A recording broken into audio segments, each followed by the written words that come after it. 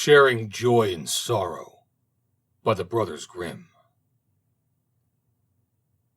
There was once a tailor who was a quarrelsome fellow, and his wife, who was good, industrious, and pious, never could please him.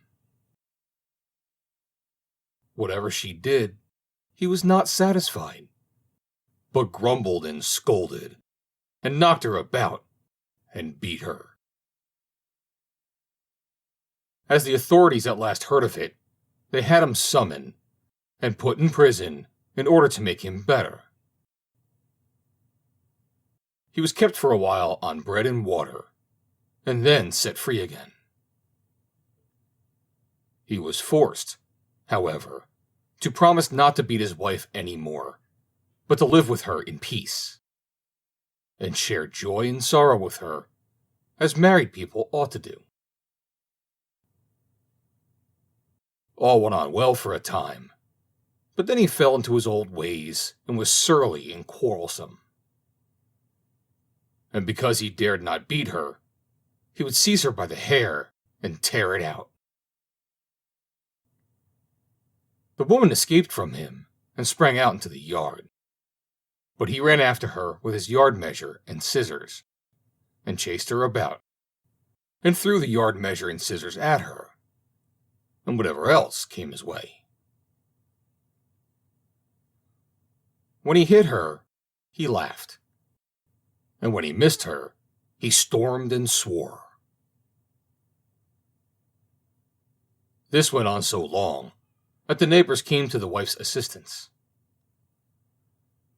The tailor was again summoned before the magistrates and reminded of his promise. "Dear gentlemen," said he, "I have kept my word. I have not beaten her, but have shared joy and sorrow with her."